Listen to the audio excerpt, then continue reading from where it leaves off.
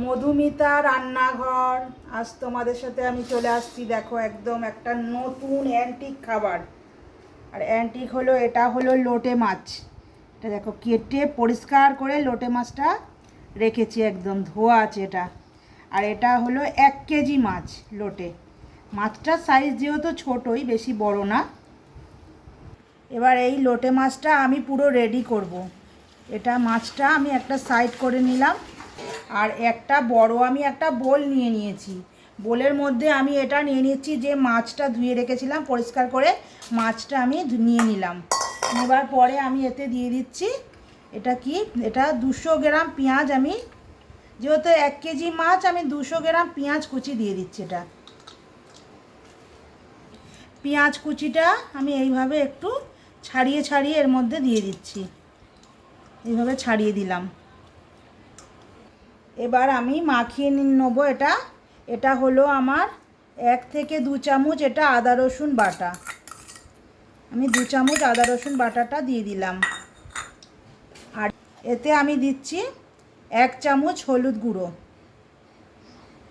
আর এতে আমি দেবো 1 চামচ ধনিয়া গুঁড়ো আর 1 চামচ জিরে গুঁড়ো। এবার দিচ্ছি আমি এটা কাঁচা লঙ্কা, প্রায় 10 পিস কাঁচা লঙ্কা আমি চিড়ে নিয়েছি, মাঝখান দিয়ে ছোট করে পিস করে নিয়েছি। এতে দিচ্ছি আমি এবার টমেটো, 2টো টমেটো, বড় বড় সাইজের টমেটো আমি কেটে নিয়েছি পাতলা করে করে। এবার আমি এতে একটা বড় সাইজের আলু কেটে নিয়েছিলাম পাতলা পাতলা করে। এইভাবে আলুটা কেটে নিতে হবে, এরকমভাবে পাতলা পাতলা করে। আলুটাও আমি দিয়ে নিলাম। এবার আমি এতে দিচ্ছি 1 থেকে 1.5 চামচ নুন দিয়ে নেব। 1 চামচ থেকে 1.5 চামচ নুন দিয়ে নিলাম। এবার আমি এতে দিয়ে দিচ্ছি 100 গ্রাম প্রায় সর্ষের তেল, যেটা কাচ্চি ঘান্নি সর্ষের তেল, ওই তেলটাই দিতে হবে এটা। আমি এটা এবার এইভাবে মাখিয়ে নিচ্ছি। এবার আমি এটা খুব ভালো করে মিক্সড করে নিচ্ছি। দেখতেই পাচ্ছ কাঁচা লঙ্কা, টমেটো, এগুলো সব একসাথে, আলু সব একসাথে আমি মাখিয়ে নিচ্ছি এটা। আর মাছটা দিয়ে এটা আমি খুব ভালো করে, কিন্তু এটা হাতে মাখা লটিয়া মাছ রান্না বলে, এটা আমি কিন্তু খুব ভালো করে মাখিয়ে নিলাম। মাখিয়ে নেওয়ার পরে এইভাবেই 10 মিনিট প্রায় মাখিয়ে নিলাম। মাখিয়ে নেওয়ার পরে অনেকে চাপা দিয়েও রেখে দিতে পারে 10 থেকে 15 মিনিট। আমি কিন্তু এটা চাপা দিয়ে রাখবো না, আমি একটা প্যানের মধ্যে নিয়ে নেব। একটা প্যানের মধ্যে আমি ঢেলে নিচ্ছি এটা পুরো একদম এইভাবে। প্যানের মধ্যে আমি নিয়ে নিলাম মাছটা। হ্যাঁ, এই প্যানের মধ্যে আমি এইভাবে এটা সাজিয়ে নিলাম, সাজিয়ে নিয়েছি। নিয়ে এটা আমি এবার একটা গ্যাসের চুলায় বসিয়ে দেবো। এবার আমি সসপ্যানটা গ্যাসে বসিয়ে নিলাম।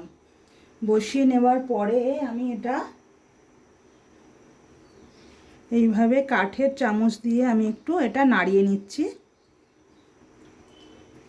এটা কোনো স্টিলের চামচ বা স্টিলের কিছু ব্যবহার করলে হবে না, এতে মাছটা কিন্তু ভেঙে যাওয়ার ভয় বেশি থাকবে। আমি এতে এবার একটা ঢাকনা চাপা দিয়ে দিলাম।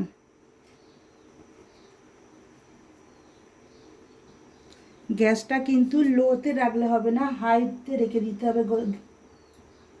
একদম লোতে রাখলে হবে না, হাই লো। 10 মিনিট পরে আমি একটু ঢাকনাটা খুলে নিচ্ছি। খুলে আমি একটু হালকা করে নাড়িয়ে দেবো। আর লোটে মাছে কিন্তু জল দিতে একদমই লাগে না, তোমরা দেখলেই বুঝতে পারছো যে কতটা জল বেরিয়েছে।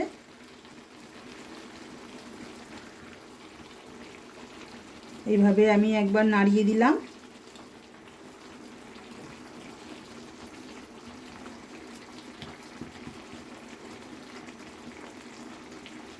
আবার আমি ঢাকনাটা চাপা দিয়ে দেবো।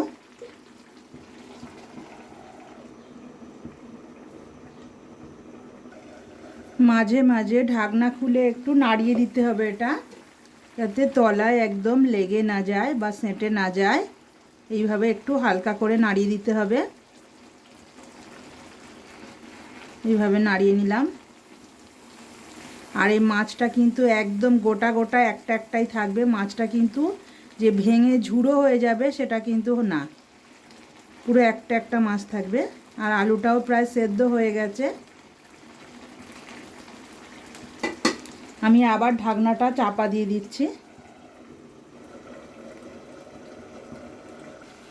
মাছটা এবার আমি দেখে নিই, ফের আবার 10 মিনিট পরে আমি ঢাকনাটা খুলছি। ঢাকনাটা খুলে আমি পাশে রেখে দিলাম ঢাকনাটা। আর এটা দেখো পুরো একদম তেলের ওপরে চলে এসেছে মাছটা। এইভাবে মাছটা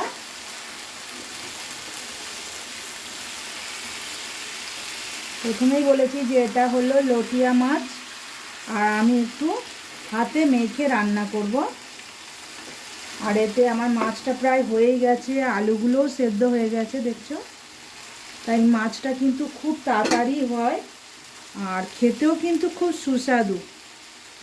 কেউ যদি মনে করে যে আমি 10 মিনিটে লোটে মাছ রান্না করব, কোনো অসুবিধে নেই, করে না যায়। আমি ধনে পাতাটা ওপর থেকে দিয়ে দিলাম।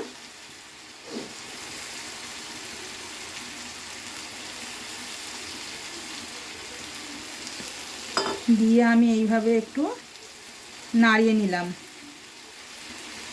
আর মাছ রান্নাটা কেমন লাগলো বন্ধুরা আমায় কমেন্টে জানাবে। পুরো মাছটা কিন্তু আমার পুরো কমপ্লিট।